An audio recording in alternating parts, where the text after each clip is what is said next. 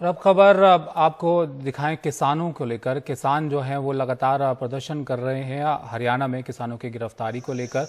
और इन तस्वीरों में आप देख सकते हैं किसान लगातार यहां पर नाराज चल रहे हैं, जिसको लेकर फतेहाबाद के टोहाना में अपने साथियों की रिहाई की मांग कर रहे हैं। किसानों ने अब जो है वहां पर थाने के अंदर ही टेंट लगा लिए हैं और कल से बड़ी संख्या में किसान राकेश टिकैत के नेतृत्व में थाने के सामने धरना दे रहे हैं। इनका कहना है कि या तो किसानों को छोड़ा जाए या उन्हें भी गिरफ्तार कर लिया जाए। रात भर ये सभी थाने के बाहर ही बैठे रहे। आसपास के गाँव के किसान भी उनकी मदद के लिए टोहाना पहुंचे हैं। 2 जून को कुछ किसान नेता जेजेपी विधायक देवेंद्र सिंह बबली के घर का घेराव करने के लिए गए थे। इसके बाद पुलिस ने 2 किसानों विकास सिंसर और रवि आजाद को जेल भेज दिया था। इसके बाद से किसानों ने प्रदर्शन शुरू किया और टोहाना में शनिवार को बड़ी संख्या में गिरफ्तारी देने के लिए पहुंचे। अच्छा, और कहाँ जाएंगे हम तो यही रहेंगे। ये तो 6 महीने जब किसान मतलब सरकार क्या भी कान नहीं खुले क्या, या वो उसको दिखाई नहीं दे रहा। किसान अगर 7 महीने हो गए वो अपने घर नहीं जा सकता तो थाने से 1 दिन में चला जाएगा क्या? हम चाहते हैं कि शांतिपूर्ण तरीके से अपना सरकार भी अपना काम करे। हमारे जो इशू हैं 3 कानून, एमएसपी पे कानून, ये चीजें हो जाएंगी, धरना खत्म हो जाएगा। आगे की कमेटी बन जाएगी, जो और मामले होंगे वे कमेटी और भारत सरकार बैठ के बातचीत करती रहेगी। कानून सब पता है और फिर आंदोलन है भाई हमारे। उनको छोड़ दो, ज्यादा बहसबाजी में ना पड़ो, अपना उनको छोड़ दो, नहीं तो हम यहाँ से कहीं नहीं जाने वाले। मैं बिल्कुल स्पष्ट कर देना चाहता हूं कि मामला नहीं सुलझा है। संयुक्त किसान मोर्चा का राष्ट्रीय नेतृत्व यहां पे है और हमारी और पुलिस प्रशासन की बातचीत में गतिरोध आ गया है।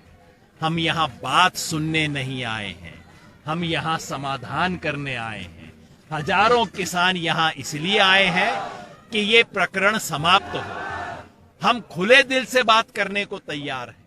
हम जिद नहीं कर रहे, अहंकार नहीं कर रहे, लेकिन अफसोस की बात है कि यहाँ का हरियाणा का पुलिस प्रशासन अपनी जिद पे अड़ा हुआ है और इसलिए हमारे पास कोई विकल्प नहीं। तो किसानों ने ये फैसला किया है कि फिर हम यहीं पे अब धरना शुरू कर देते हैं।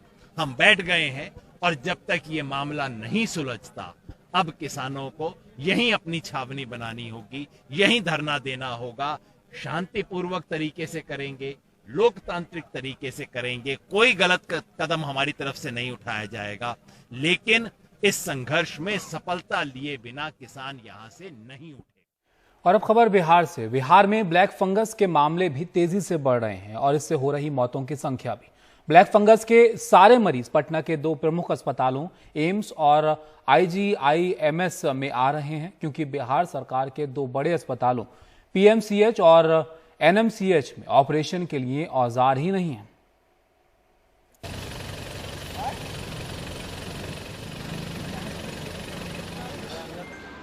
ये पटना के एम्स का OPD है, जहां ब्लैक फंगस के मरीजों की संख्या हर दिन बढ़ती जा रही है। 4 साल में 4 और पिछले 2 हफ्ते में 45 सर्जरी कर चुकी डॉक्टर क्रांति भावना कहती हैं कि इतनी खराब स्थिति पहले नहीं देखी। एडमिटेड जितने मरीज हैं उसमें से more than 50% of them already have their orbit involved, and out of that 50%, another 50% have their brain involved. तो आप समझ रहे हैं कि सिविरिटी तो ज़्यादा है, क्योंकि वो टाइम हमें नहीं दे रहा है बहुत ज़्यादा, तो इंटरवीन करने का टाइम है। लेकिन म्यूकोर को जो फंगल है, म्यूकोरेल्स या राइजोपस जो फंगल आते हैं, उसको मारने की दवाई चाहिए और दवाई इज एक्सट्रीमली लैकिंग। फॉर्चुनेटली अभी हमारे पास बिहार सरकार से बहुत हेल्प रहा, मतलब इसमें मैं बिल्कुल दो राय नहीं है, बिहार सरकार ने बहुत हेल्प किया, अभी भी कर रही है। वही बिहार सरकार के अपने अस्पताल IGIMS में भी वही हाल है। वार्ड भरे हुए हैं, लेकिन चिंता की बात यह है कि अधिकांश मरीज ग्रामीण इलाकों से हैं। क्योंकि इस बार ग्रामीण परिवेश इन्वॉल्व है और वहाँ बहुत ज़्यादा सफाई की आदत नहीं रह पा रही है, इसलिए ये स्थिति थोड़ी भयावह होनी शुरू हो गई है। यहाँ मुसीबत यह नहीं कि मरीजों को बेड नहीं मिल रहा, बल्कि कईयों की सर्जरी इसलिए नहीं हो पा रही है क्योंकि कोविड अस्पताल NMCH या PMCH में सर्जरी करने के लिए जरूरी औजार नहीं हैं। ऑपरेशन में हम लोगों के पास जो इंफ्रास्ट्रक्चर है उसमें हम लोगों ने करीब 42 से 43 लाख का ऑर्डर कर दिया। हो सकता है 1 से 2 दिन में सामान आ जाएगी। कुछ थोड़े बहुत सामान की कमी है। जो इंजेक्शन है वो इंजेक्शन हम बाहर से लगातार मंगाने का प्रयास कर रहे हैं। भारत सरकार से भी सहयोग मिल रहा है, लेकिन और उसकी आपूर्ति हो इसके लिए भारत सरकार भी प्रयास कर रहा है। देश के अंदर इसके उत्पादन की क्षमता कम थी, अचानक पूरे देश में ब्लैक फंगस की बीमारी बढ़ी है। मंत्री जो भी दावा करें, अगर पटना के 2 बड़े अस्पतालों में किट के अभाव में सर्जरी संभव नहीं तो स्वास्थ्य व्यवस्था भगवान भरोसे ही मानी जाएगी। पटना से कैमरामैन हबीब अली के साथ मनीष कुमार, एनडीटीवी इंडिया के लिए।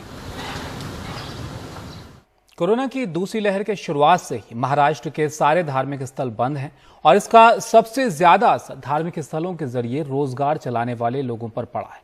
इन लोगों के पास ना तो पैसे बचे हैं और ना ही कोई मदद करने वाला है। सोहित मिश्रा की रिपोर्ट आप देखिए। हम अभी कांदा बटाटा बेचने का अभी 4-5 महीना हो गया, अभी बंद किया फिर आम बेचने का, ऐसा थोड़ा थोड़ा कोई तो धंधा चालू रहने का, घर के बाहर चालू करने का। उसके बाद अभी कुछ भी ना, अभी बंद ही है सब। करीब 21 साल से मुंबई के सिद्धिविनायक मंदिर के बाहर ठेला लगाकर मूर्ति, नारियल और फूल बेचने वाले विजय जाधव अब सब्जी बेचने लगे हैं। कोरोना के बढ़ते मामलों की वजह से फिलहाल सभी धार्मिक स्थल बंद हैं। कोरोना की पहली लहर के बाद ये खुले तो भी इनका धंधा चौपट ही रहा, क्योंकि धार्मिक स्थलों पर चढ़ावे की अनुमति नहीं थी। विजय अकेले नहीं है, उनकी तरह केवल सिद्धिविनायक मंदिर के आसपास 150 दुकानें हैं, जिस पर 600 से ज्यादा परिवारों का गुजारा होता था और अब सब बंद है। बचपन से इसी इलाके में रहने वाली रानी पवार फूल बेचा करती थी। इनकी कोई दुकान नहीं है, लेकिन जो श्रद्धालु यहाँ आते थे उन्हें ये फूल बेचती थी।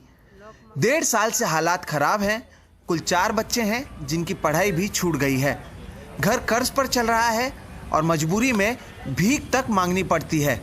कोई तो हम लोग किसी से ब्याज से पैसा लेता है, घर भी चलाता है। अगर वो लोग नहीं देगा ना तो भीख मांगने को गया हम लोग। अच्छा, कितना ब्याज से पैसा लिया आपने? मेरे पे तो 1-2-3 लाख रुपया हो गया। अभी लाइट कितने समय में 2-3 लाख रुपए? ये लॉकडाउन में। अच्छा। हाँ। और लाइट का क्या बोल रहे थे? तो 1 साल हो गया लाइट बिल नहीं भरा है। सिद्धिविनायक मंदिर से 4 किलोमीटर दूर माहिम दरगाह में भी हालात ऐसे ही हैं। सलीम रहमान 4 पीढ़ियों से यहाँ दुकान चलाते हैं। वो बताते हैं कि ऐसी हालत इससे पहले कभी नहीं हुई। इनके यहाँ पहले 4 लोग काम करते थे, अब बस 1 आदमी रह गया है। फूल भी दरगाह के लिए नहीं बल्कि किसी के मैयत के लिए रखे हुए हैं। हम लोग तो खोल के बैठे हैं, अभी चादर फूल जैसे लगा हुआ है। जब डेट हो जाती है, कोई डेट के लिए बॉडी के लिए चादर वगैरह लेके आता है, उन लोगों के लिए डाल के बैठे हैं अभी। अच्छा। और अभी धंधा तो दरगाह में तो नहीं के बराबर है। पहले यहाँ पे 4 लोग करते थे, अभी 1 ही जन काम करता है बस। बांद्रा के मशहूर माउंट मैरी चर्च में भी सन्नाटा ही नजर आया। सारी दुकानें बंद हैं और लोग परेशान। सभी धार्मिक स्थलों पर एक ही बात सुनने को मिली कि 1.5 साल से सरकार ने कोई मदद नहीं की है। कोरोना के बढ़ते मामलों को देखते हुए सरकार ने धार्मिक स्थलों को बंद करने का फैसला किया था। इस पर कोई सवाल नहीं उठा रहा, लेकिन सवाल यह है कि जब इस तरह के नियम बनाए जाते हैं तब क्या सरकार को उन लोगों के बारे में नहीं सोचना चाहिए जिनका जीवन इसी के आधार पर चलता है। मुंबई से कैमरा पर्सन राजेंद्र दयालकर के साथ सोहित मिश्रा, एनडीटीवी इंडिया। छत्तीसगढ़ में एक गांव ऐसा भी है जहां आज तक कोरोना का एक भी मरीज नहीं मिला और एक गांव ऐसा है जहां विकराल हुए कोरोना को युद्ध स्तर पर कोशिश करके पूरी तरह से भगा दिया गया। छत्तीसगढ़ में महासमुंद जिले के बागबहारा ब्लॉक में 532 लोगों की आबादी वाला गांव धामनतोरी। छोटे किसानों और खेतीहर मजदूरों से भरा ये गांव आज तक कोरोना से मुक्त रहा। कैसे, हम बताते हैं। 3 महीने तक 2 रास्तों को गांव में पूरी तरह ब्लॉक किया गया और एक रास्ते पर पहरा लगाकर रजिस्टर में नाम दर्ज कर सिर्फ जरूरी काम से गांव से बाहर जाने की इजाजत दी गई। बाहरी व्यक्तियों का गांव में प्रवेश सख्त प्रतिबंधित किया गया। शादी, ब्याह, शोक कार्यक्रम बेहद सख्ती और सावधानी से संपन्न हुए। 12 परिवारों का गांव से पलायन रोका गया। गांव में ही उनके लिए रोजी और मजदूरी की व्यवस्था की गई। गरीब परिवारों के लिए जन सहयोग से राशन, सब्जी और जलावन की लकड़ी की व्यवस्था की गई। जो परिवार बाहर से लौटे उन्हें गांव के बाहर क्वारंटीन रखने के बाद ही प्रवेश मिला। गांव में अभी भी सोशल डिस्टेंसिंग, मास्क पहने और हाथ धोने का पूरी सख्ती से पालन हो रहा है। गांव में जैसे शासन का निर्देश आया उसका पालन करते हुए गांव में एक सोशल डिस्टेंसिंग में बैठक रख के सभी से चर्चा किए, सभी से सहयोग प्राप्त हुआ। गांव की जन जागरूकता सबसे बड़ी कारण है और यहाँ जो नियम बताए हैं सर सबसे ज़्यादा महत्वपूर्ण है। उसी की वजह से जो बाहर से कोरोना अंदर नहीं आया यहाँ। इसी ब्लॉक में बकमा गांव का मामला बिल्कुल अलग है।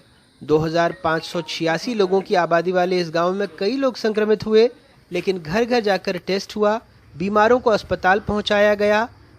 वैक्सीनेशन के लिए जन जागरण करने के साथ मजबूत टीम बनाई गई।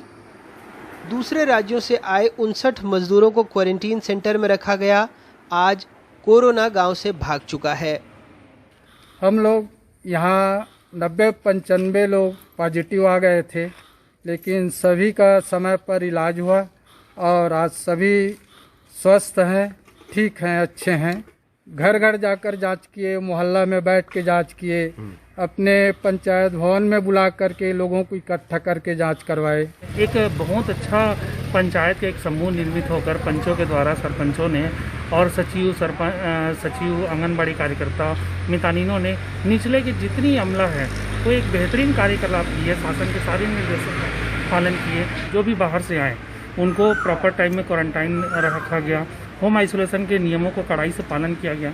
आज के समय में वो बकमा भी 0 हो चुका है। दूर दराज के इन गांवों ने बड़े शहरों को राह दिखाई है, महामारी से लड़ने की, उससे जीतने की, अनुशासन और एकता के साथ।